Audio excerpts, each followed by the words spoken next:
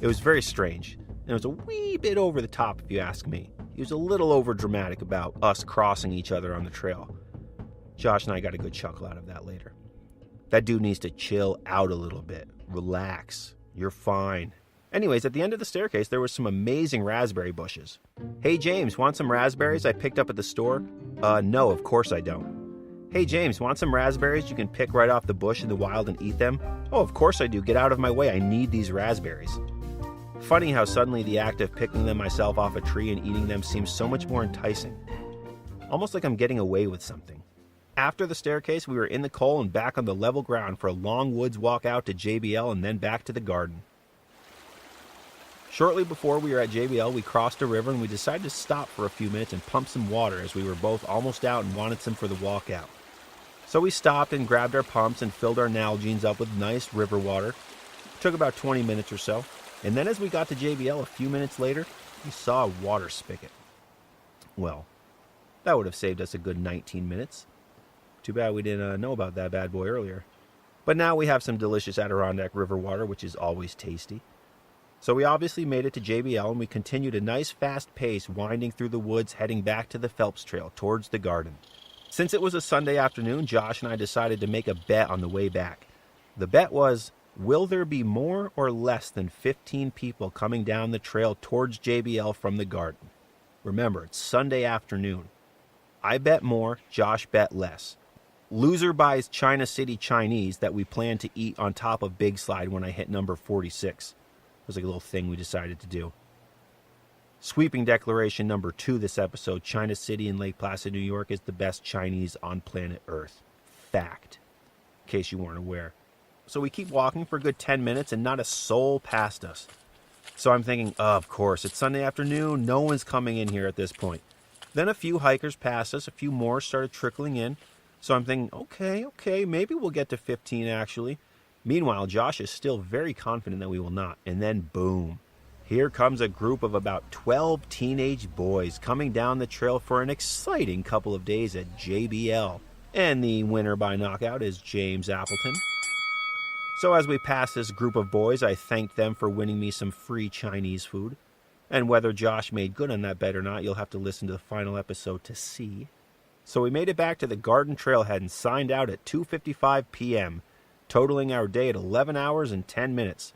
A long and very enjoyable day on the trail with arguably the best views and summits of all of the high peaks. This hike was the hike that Josh and his wife finished their 46 on a few years earlier, and it's a great and epic one for many reasons. My day, unfortunately, at this point was far from over. I still had to drive to Brooklyn, New York, and then start work at 6 a.m. tomorrow morning. I remember standing on top of Basin in Keene Valley and thinking, damn, I'm going to sleep tonight in Brooklyn, and I'm here right now. At that moment, it felt like the future would never actually happen, but it was going to all right. Josh had a great suggestion and said I should jump into Chapel Pond on my way out of town, then change my clothes. And this was an amazing idea and was the first time I've ever taken a dip in the pond. If you never have, I highly recommend it. It's awesome, and it's right along Route 73. So Josh dropped me off at my car at Rooster Combe, where the inside of my vehicle was 101 degrees when I got in it. Sitting directly in the sun all day will do that. So we went our separate ways. I drove down the street to Chapel Pond, jumped in, and didn't want to get out. It was heavenly. But I quickly got out, changed in my van into entirely fresh clothes for my drive, and I drove to Brooklyn. And about 6 hours later, when I arrived back at the apartment in Bushwick, Brooklyn, I got out of my car and was immediately greeted by the smell of garbage and the JMZ train running over my head. And I just wanted to die at this moment. 9 hours ago, I was on top of Saddleback, and now here I am. Ugh. Oh well, I'll be back this weekend. So another very successful day in the woods where I summited Haystack, Basin, and Saddleback for peaks 35, 36, and 37 on my 12th hike here on my journey to hit all 46 high peaks in one summer. A perfect sunny Adirondack day and officially the final hike during my 5-week stretch off from work. I gave it my all during this time off. I summited a total of 33 high peaks from the time I got home after my last job to right now, July 1st to August 5th. 33 high peaks. I would still get plenty of hiking in during the month of August on the weekends when my work schedule, traveling back from New York City, and family time allowed for it, because I had a goal to accomplish and I was gonna do it.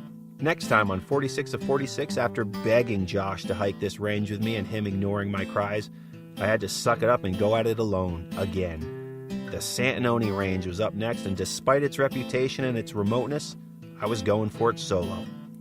Because I had to. That's next time on 46 of 46. Remember to always leave no trace, do the rock hop, and if you carry it in, carry it out. See you on the trails. Here we are, we made it to the top of Saddleback. 3 for 3. Great range, upper great range, now done. Except we gotta go back. Summit's pretty baller. There's a pretty radical rock climb to get up here. There's a reason big men don't rock climb, but we made it. Pretty sick slide right over here on the side of Basin. Pretty cool. And time to go back. Also have to drive to New York City today, so that sucks.